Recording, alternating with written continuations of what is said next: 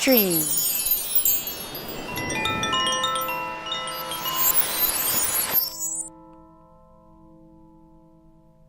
We are dreamed into existence. What we do with that dream is up to us. This is Stream. I am Jessica DiRuzza, and I share with you my stream of consciousness. You may find Stream on my blog at trustpsyche.com and on my YouTube channel, Jessica DiRuzza. Please take what serves you and leave the rest. Let us begin. How we dream is as important as what we dream, for the what of the dream knows itself through the how.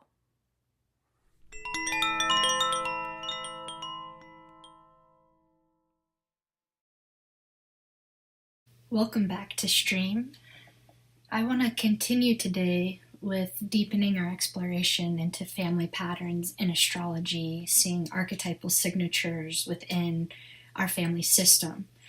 And I realized after yesterday's recording that so many different kind of nodal points were opened up for me in that stream. And so I'm seeing if I can pick up some of those threads now. Today's May 20th, 2018, and I want to go into describing how we can begin to open up to seeing the patterns within our family system or our family of origin, and give some examples of what I've seen over the years. And I'd also like to go in a little bit more into describing what a family system is, and how we begin to take that psychological perspective and apply it astrologically in looking at the chart from a systems view perspective.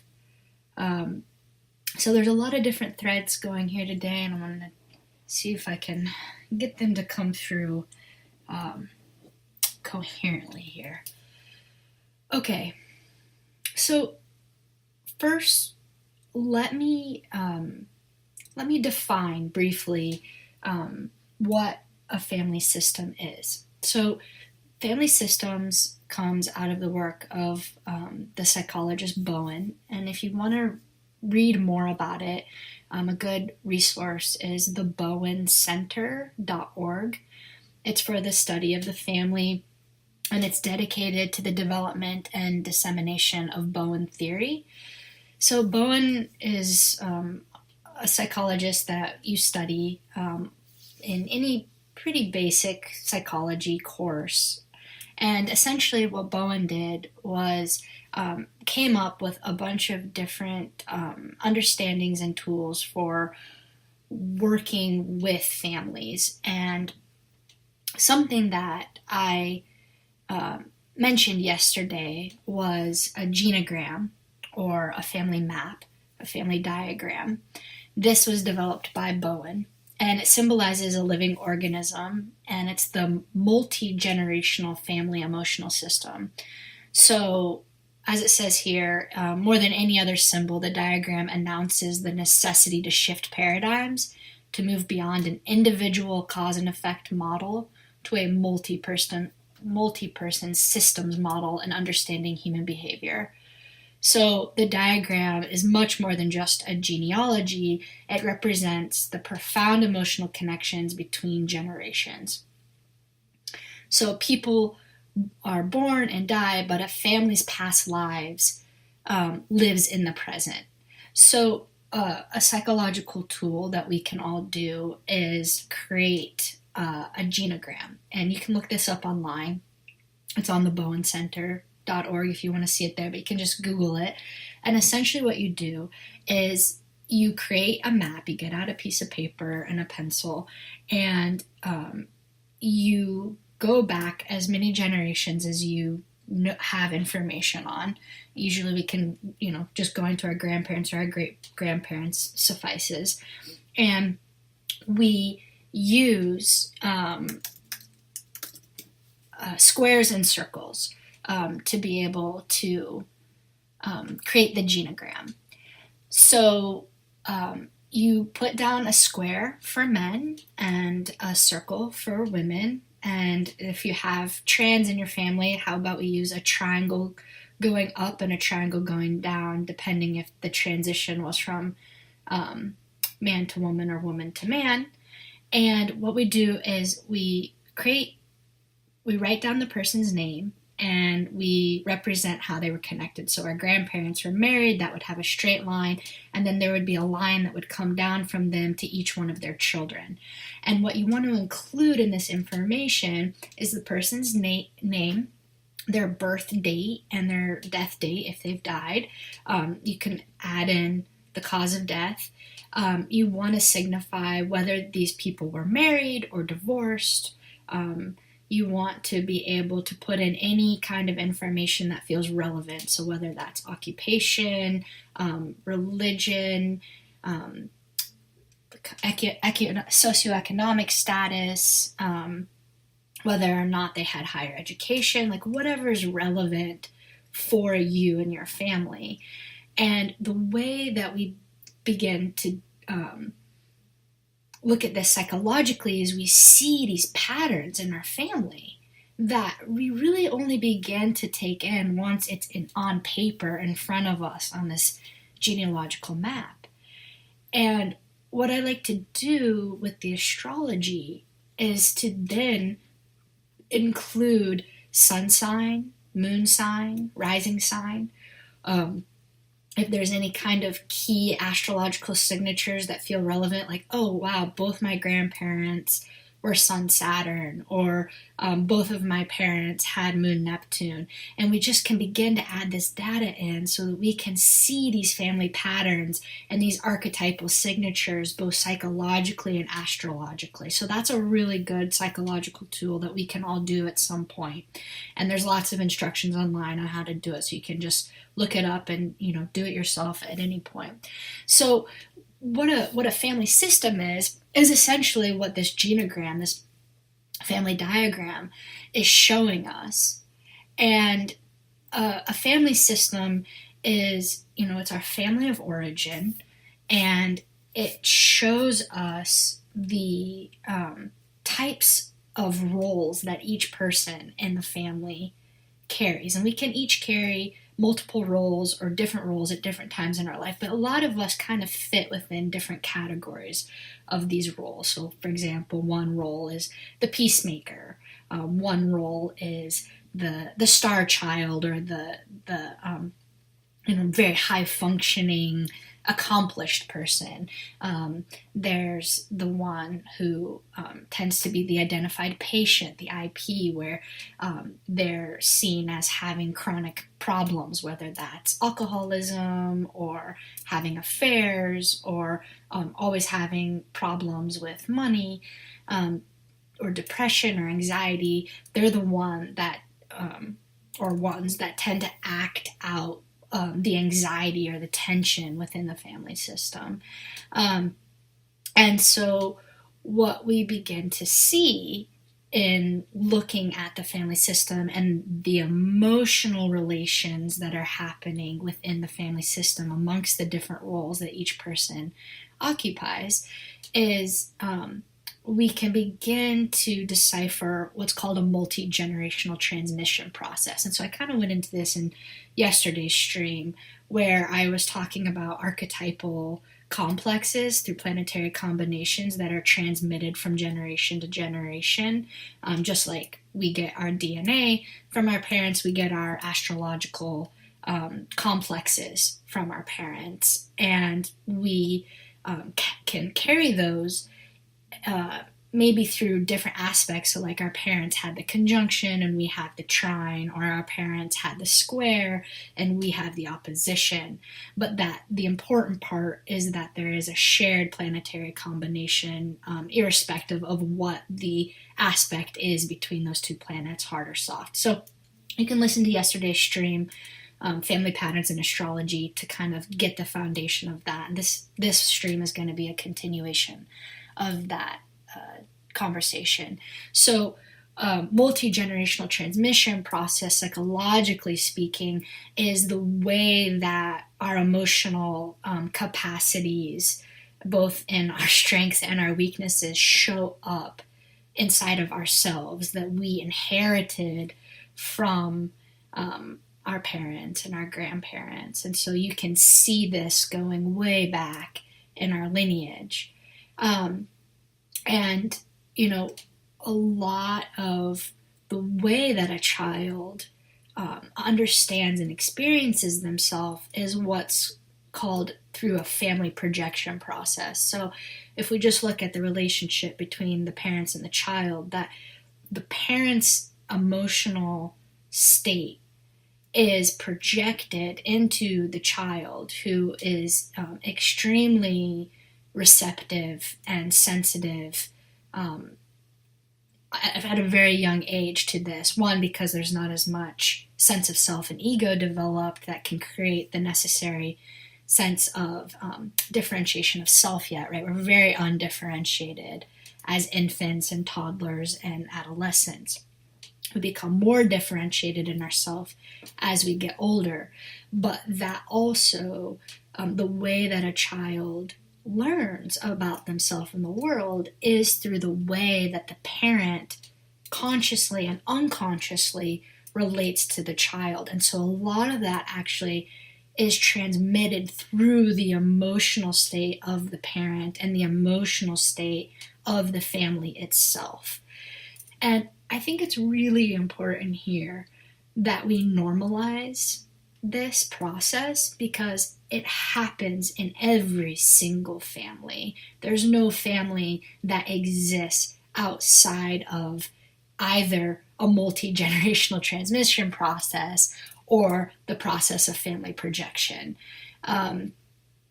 We all have experienced the different qualities of a family system, which is experiences of triangulation, where we get three people in a dynamic, usually two are on the inside and one person's on the outside, and who's on the inside and who's on the outside shifts depending on the level of conflict that's going on between any two people within the three-person triad. There's always the process of differentiation of self, where we're either more or less differentiated, that we see on a spectrum. It's a continuum.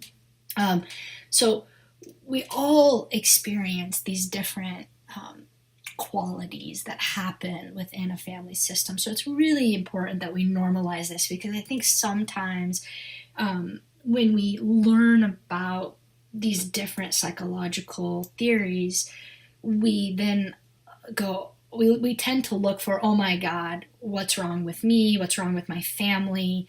Oh, this finally makes sense. Now I see what's wrong. And yes, that is a natural part of what happens, but I also want to say that it's very normal. It's so normal that it seems to be woven into or coded into the structure or the fabric of being human and being in these very intimate relationships with our parents and our siblings and our children. So everyone experiences this, and I want to encourage us, instead of using this information to freak out and go, oh my God, what's wrong with us, to just take it a little bit more lightly and gently, and remain curious and open as much as possible to kind of just sit with it. And I'm even noticing in myself, like, my body can get kind of tense or contract in certain places. And so just to pause for a moment and take a deep breath and just go, everything's fine. I'm fine. You're fine. Everything's just fine. We're just bringing in some tools of awareness that can illuminate and bring perspective and insight into this messy game we call being human. Okay, so going back into looking at this more astrologically, I want to discuss some more of those ways that we can begin to see the archetypal signatures show up within our families. So yesterday I talked about shared planetary aspects, and I gave the example that I have where I have Jupiter, Mars, Uranus, and I got that from my father. And then I gave an example of my client who had Venus, Pluto, and he got that from his father who had Venus, Pluto. I also said at the beginning of yesterday that there's no one method to begin to see these archetypal signatures show up. But that we can trust that they are there. So I want to paint a wider picture going beyond just shared planetary aspects. So what I've seen over the years is we can also look at a family system and notice that each person in the family has, for an example, a fire moon. So we can look at the moon sign and go, wow, every person in this family shares the element of fire in their moon. That's another way we can see archetypal signatures show up, is elementally. Oh, every person in this family is an air sign, has their sun in an air sign. Another way we can see it is through signs. So, wow, every person in this family has the sun or the moon in Sag, or every person in this family has multiple planets in Capricorn. Okay, Capricorn, the sign of Capricorn is a very strong archetypal signature shared within this family. We can also begin to see it through modality, where, let's say, every person's sun is in a mutable sign. So the parents are Pisces and Virgo, and the children are Sag and Gemini, and it forms a grand cross. And so we can see a sharing of modalities there. And that can be with the sun sign, it can be with the moon sign, it can be with the majority of the planets in the chart. We also see interesting things where there's the shared sun sign. So, like, for example, my mom and I are both Capricorn women. So sun in Capricorn and both being female is a very strong archetypal signature that her and I share. So not only do we see shared planetary aspects, but we can see these shared signs and elements, and then this also can apply to the houses. So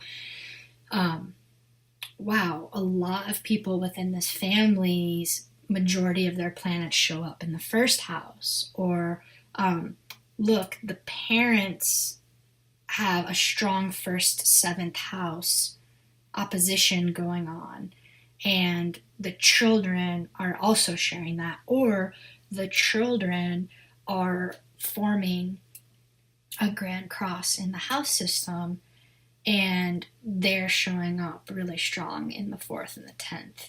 So there's different ways that these patterns can show up, and the way that these patterns show up, however that might be, because we know they're showing up. That's what happens here in family systems, are their patterns. And those patterns are astrological, and those patterns are psychological.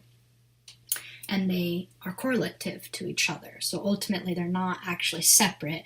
The astrology reflects the psychological patterns. But the way that these patterns show up is what I like to call structural poetics. And I love this phrase. My husband and I came up with it a few years ago when we were talking. And I love it. It's a very Saturn-Neptune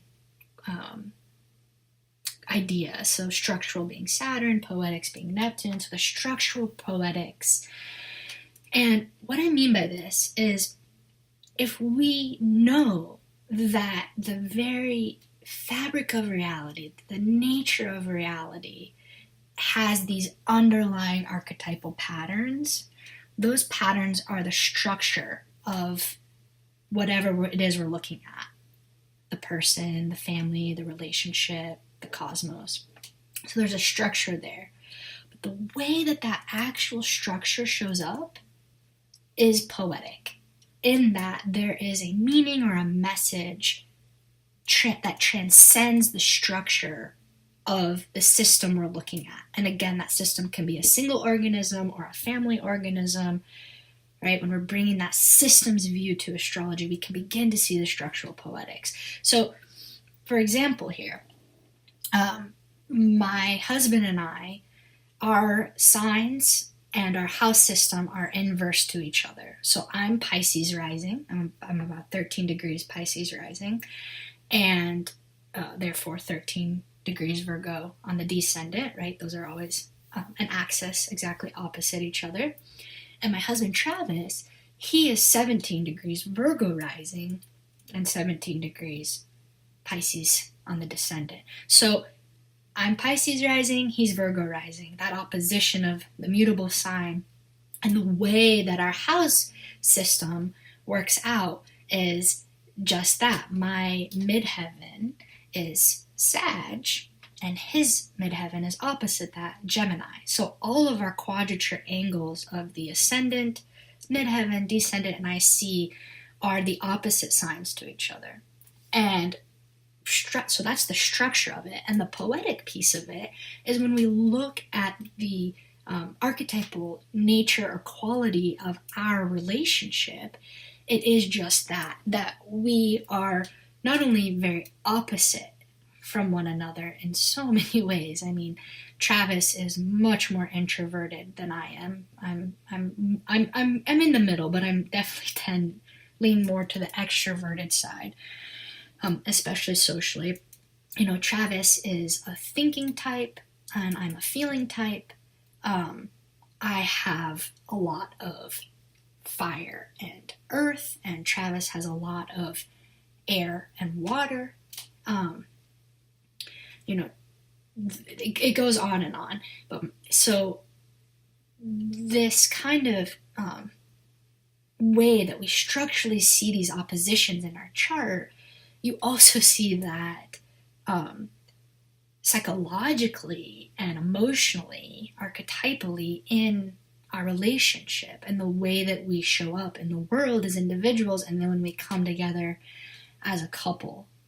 And so what gets really interesting is that when you take our synastry and you turn it into a composite chart, so the composite chart is literally taking the midpoint of every planet's, all the planets in our chart. So my sun, his sun, my moon, his moon, my Mercury, his Mercury, and so on. And the middle degree of that, the midpoint of that, is the composite chart. So in our composite chart, our house system can be inversed so that we can both have either Gemini rising or Sag rising. So what that means is that in our composite chart, our house system is also inverse. So we can occupy both the sun in the 10th or the sun in the 4th. So this is very applicable to the way that Travis and I show up in the world. And we also being, I'm a Capricorn and Travis is a Cancer, so our sun signs are opposite, and Travis also has a Cancer moon, which is exactly to the degree opposite my Capricorn sun. So we're carrying so many of these polarities within our relationship, and the way that our relationship works best is when we can meet in the middle and see our differences as an asset. That the ways that Travis is different than me, being introverted, being a Cancer, being very watery, is medicine for me. And that when I can inhabit more of those qualities, and Travis can inhabit more of my qualities, literally taking it in as a potion or as a medicine, drinking from each other's well, we both flourish. We both grow so much more and shine so much brighter because we're balancing out not only one another, but inside of ourselves, the areas that were less developed or less evolved, right? We just don't have as much practice in those ways. We grow so much more than we could have without doing that. And so instead of, resisting the way Travis is different than me, by embracing that he's different and not asking him to be like me, while simultaneously trying on for size the ways that he is, I naturally feel more balanced and I see myself blossom. Let me give you a couple examples here. When Travis is a musician, professional musician, he plays upright bass primarily, and Travis has been, for 8 years he traveled around the world playing music with different bands, and Travis is also a middle child, and he's one of 3 boys, and his older brother and his younger brother are both Capricorns. And they're both 3.5 years on either side of him. So Travis is really the middle child in that he's chronologically the middle child in the family system, but that he's also the middle child by age exactly. The boys are 3.5 years on either side of him. They're both Capricorns. He's in the middle as the Cancer. So, on the one hand, my Capricorn sun is extremely familiar energy for Travis. I mean, in a way, his whole childhood was the training ground for him to be with me in my archetypal signature of carrying the Capricorn energy. But Travis very much has shown up as a middle child. In a way, a basis often can seem like a middle child, in that the basis is carrying the bass. They're carrying the beat, but they are doing it usually, set back. They're not at the front of the stage, usually like the lead vocalist or guitarist. They're set back. And their job, doing a good job playing in a band, is to blend in. Like, you don't really notice them, right? And that's like a really good sign. Like, wow, the bassist is doing a really good job. Well, when Travis and I got together, he started to play the bass solo. So now he's not playing in a band, and by playing solo, he is forced to develop certain parts of himself musically that he hadn't done before, like singing, like improvising even more on the bass so that as a performer he could hold the attention of the audience. And all of a sudden, not only was he beatboxing and singing and hitting his bass in new rhythmical ways, he was playing new genres of music. He was incorporating other instruments like the shruti box and the zither and goat toenails. Oh my gosh, I love that. Capricorn goat toenails. He's bringing in all these other elements and becoming a one-man show. And that very much is how I show up in the world. I'm usually at the front of the classroom. I'm at the front of the room. I'm leading the group. I'm the one that's kind of out taking charge, leading the way with my Capricorn sun and Aries moon. And Travis now carries a lot of those qualities in himself. And the reverse of that is true, in that now I have learned to step back more and to be much more introspective and reflective, practicing not only listening more and hearing the other person's position like a middle child often does, but that I have less need to be right. I have way less of a need to be the center of attention.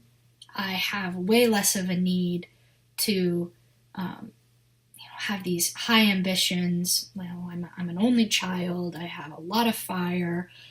And he's helped bring me back to center, helps ground me, helps me slow down, helps me not take on as much, not be so overworked. And so we've become medicine for each other. So we can tie this back into the structural poetics is the way that our synastry is structured is poetically true. There's a poetic justice in how our relationship has unfolded. And this structural poetics can be applied to everything, whether that's an individual birth chart or to synastry or composite, or to a family system. So that's a brief overview of the structural poetics, and I'll get into that more and more with time. I have more examples of that, but I kind of just want to say that when we begin to see these patterns revealed, these archetypal signatures showing up, at whatever level of correspondence we're looking at, there is a structural poetics in that patterning. And that is why I cannot sit here and give you some prescriptive model on how to find that pattern for you or for your family. Because just like every family has its own unique qualities, it's going to have their own unique archetypal signature, and the way that the archetypal signature shows up is going to have its own structural poetics that all reflect one another and is going to be correlatively true and medicinally on point for your particular system. So my hope is that by giving you those different examples of the way that those signatures can show up through planetary combinations, through sign, house placement, through modality and element, those patterns can begin to be revealed to you. And so what I want to say here that, bringing an epistemology of curiosity to the data, to the living symbols of astrology, I have found is the most effective way for those patterns to be revealed. So like when we are specifically looking for something to often prove or affirm some feeling or intuition or perspective we have, we're less likely to be revealed what it is that is wanting to show itself to us. And so what I find is that if we can actually kind of soften our consciousness and blur the edges of our mind and really just go in and look at the chart or the charts and just sit there instead of actually like trying to look for something, and just softening our gaze and looking around until the symbols literally jump out. And I mean, that can happen in a lot of different ways. But for me, it's like my attention is drawn towards something and I go, what's that? And I look and I'm like, yeah, okay. And I make note of it, but I don't make any meaning out of it yet, right? Unless a clear meaning comes through. So I'm not trying to make meaning. I let the meaning be revealed. So I go, okay, I just make a note. For some reason, my mind is being drawn to Venus-Saturn. Okay. I'm going to look at the next chart. Oh, look. There's Venus-Saturn again. Interesting. I wonder if Venus-Saturn is shared. I wonder if anyone else has Venus-Saturn. Okay. Look at the next chart. Oh, there it is again. Oh my gosh, we all have Venus-Saturn. Oh, that makes so much sense. Oh, right. Because I have Venus-Saturn and my mom has Venus-Saturn. And there has been a multi-generational transmission process where my mother has a very strong love of her father, as do I, and yet my mother's dad wasn't emotionally or spiritually or psychologically present for her. And I know that there's been a lot of pain for her, and his inability to show up for her, is experienced as neglect and abandonment. And that is an archetypal signature that I inherited. And my father wasn't present for me for most of my life. We've reconnected and healed a lot of that now. But, I will never get that back from him. And that Venus-Saturn is Venus being the love of, and Saturn is the father. And oftentimes it can show up in a more kind of like traditional sense as the young girl whose dad wasn't there, who was absent. And so that was passed on psychologically from my mother, but it was also passed on archetypally. And again, these are reflective of each other. They're not actually separate things. Now, that being said, just because you have Venus-Saturn absolutely does not mean that your father was not present, right? It can actually be a father who is very devoted and committed to his daughter, and the bond can be very, very deep, and there can be a strong sense of loyalty there. And just because our parents didn't have a father, we know absolutely doesn't mean that we don't. So sometimes when I, try to imagine, I wonder what my future children's charts are going to be like, and I notice my mind going, oh, I hope they don't have Venus-Saturn. It's like, wait a second. Actually, I would be honored if they had Venus-Saturn, and that archetypal signature was passed on, because one thing that I karmically knew from, since about the age of 20, that was one of my most important tasks here this lifetime, was to find a partner for me to be with that would be an amazing father to my children, present, grounded, loving, aware, had follow through. Because I saw the karmic torch that I bared on the difficult side of not having a dad, just like my mom didn't have. And seeing that we both have Venus-Saturn, right? So that's the challenge that I inherited. But the gift that I inherited from that Venus-Saturn is my mother and I are both very loyal people, extremely loyal. And commitment and integrity are of utmost importance to me in relationship. And, that doesn't mean that I do it perfectly, but that it is a core Venusian value of mine to show up with as much awareness, commitment, mindfulness, and integrity in my relationships.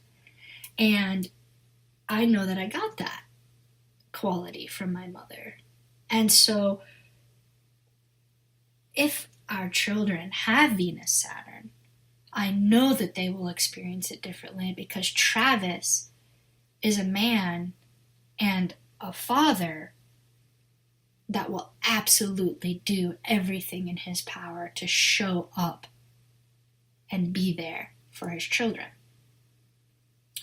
So that example just kind of shows my thought process around the inherited astrological and psychological complexes that I've received from my lineage, and how I see myself as the transfiguration point in metabolizing the karma and bringing forth a new instantiation of that archetypal signature. So it shows both how there is a certain level of destiny or fatedness to these signatures that we inherit. I mean, it's inescapable to inherit the karma. or the signatures, or the family projection process of the emotional ways of relating.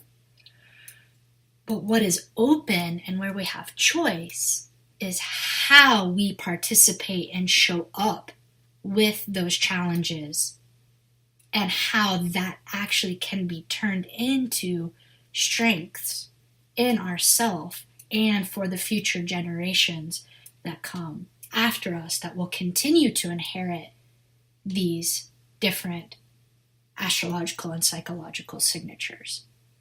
So even though we might be fated and destined on a certain level, we still absolutely have the opportunity to transform the ways that those energies and signatures show up. And so it's a very Venus-Saturn thing for me to feel that Saturnian sense of duty to mature the Venusian way of relating, especially in romantic partnership and with friends, so that my children do not have to go through the same type of suffering and loss that I went through of not having a dad. And I know that my mother also had that same Venus-Saturn commitment and sense of duty to evolve aspects of ways that she felt unmet and unseen as a child, and did her best with where she was at to give me some of those things that she didn't have. And so I can see the gift and the medicine and the absolute integrity that my mother had as a Venus-Saturn woman, and that commitment to change things for me as her Venus-Saturn daughter. And I can see how I carry that spirit in me of that commitment and that loyalty to take on that sense of duty to mature and change what has felt like great loss in my life for my children. And so I can see the archetypal signature of loyalty and commitment showing up. And that doesn't mean that my mother doesn't have limitations, and it doesn't mean that I don't have limitations. But I can see how that was passed on, and I can definitely feel the challenges of it. In a lot of ways, my life has been guided and informed by those challenges. And yet, I am doing my best to show up in a place of responsibility and saying, okay, these are the things that I have inherited. What am I going to do with that?